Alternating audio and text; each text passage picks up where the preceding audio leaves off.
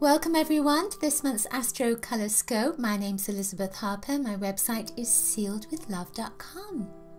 So I'm so glad you could join me. The idea of the Astrocolorscope is that I take 3 crystals for you, for your sign, from my crystal bag. I throw those 3 crystals into a circle with the 12 houses of the astrological signs, and then see where those crystals go, so that I read the crystals specifically for the houses for your month ahead. I'm also going to take a bead from my bead bag and see what color wants to come up to influence your month ahead.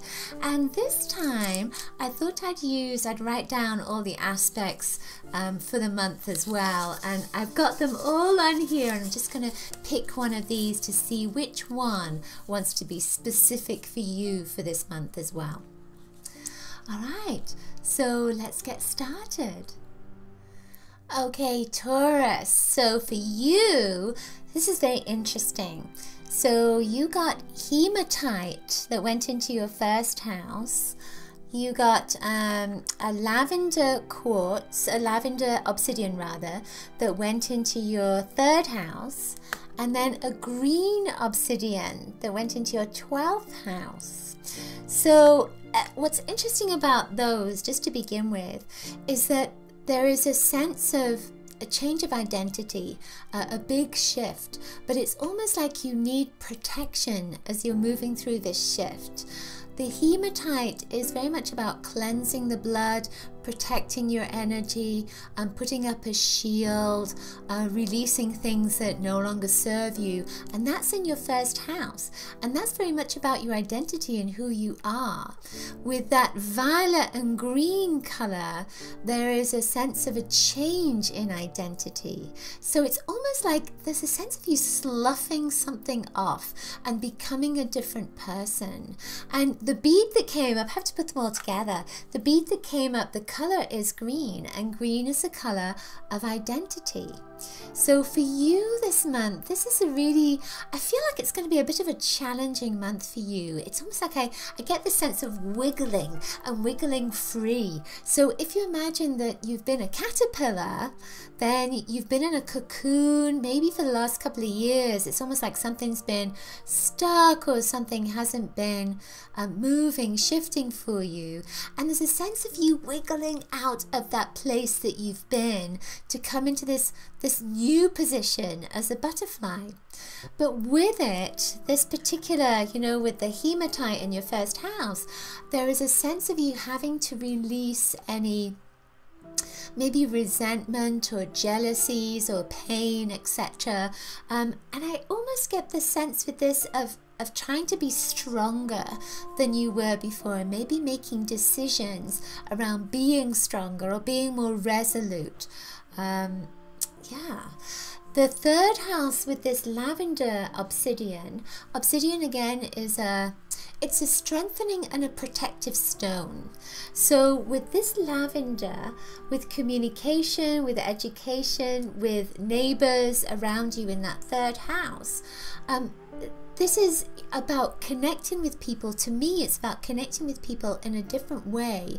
And I feel almost as if you're going to be more honest, more truthful, more in your integrity, but it's almost like you're showing more of yourself and who you are to these people around you. There's a sense with this as well, especially with that 3rd house. It's looking at your priorities and looking at your purpose and really vocalizing who you are and what you want to do and the path you want to take next.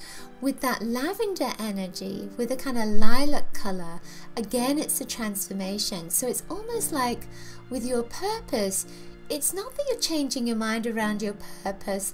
It's almost as if you are coming to this place of being more focused, more decided, more grounded. Even though this doesn't look very grounding, there's a sense of you being more grounded in who you are and what your purpose is over this next month.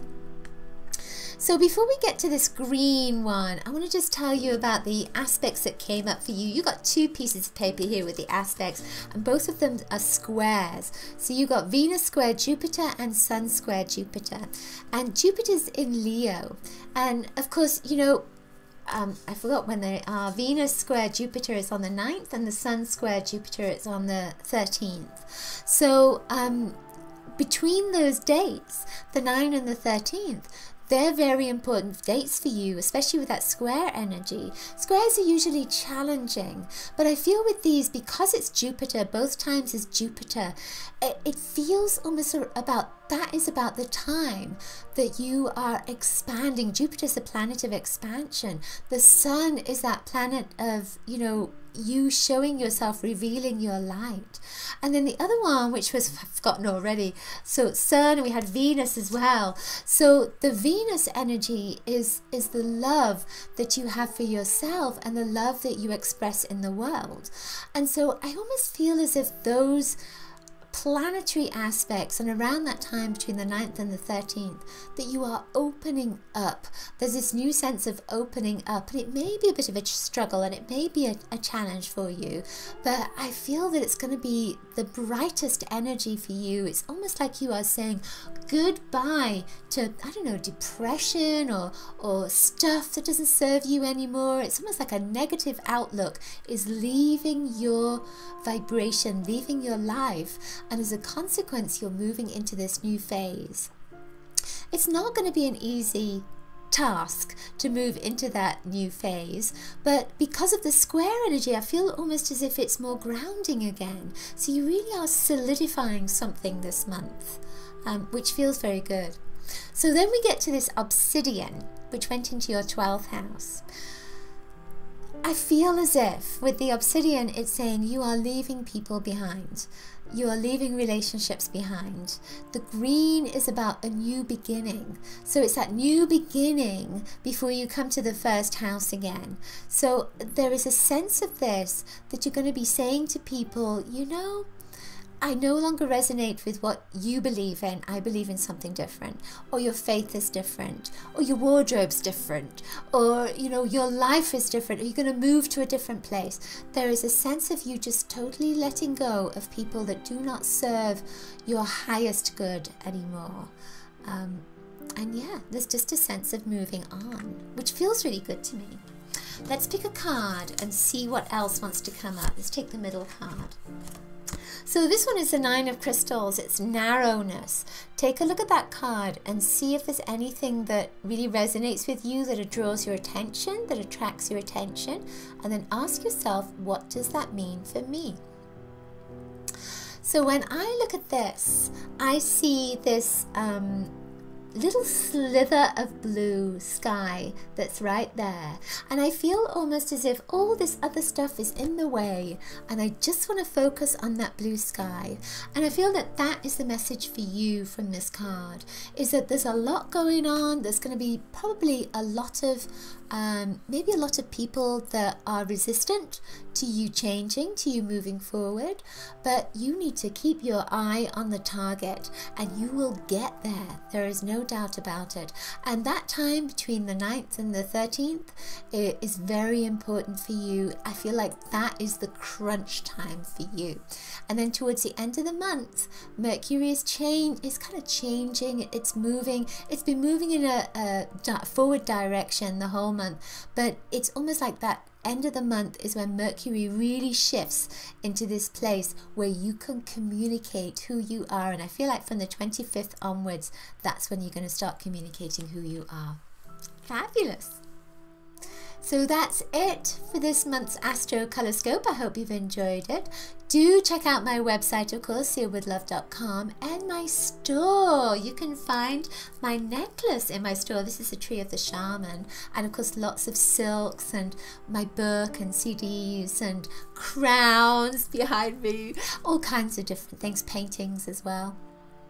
Do share this video with your friends if it's resonated with you, and remember to subscribe to my love letter and grab your free color kit at bit.ly/color kit. I will see you next month. Lots of coloricious blessings to you. Bye.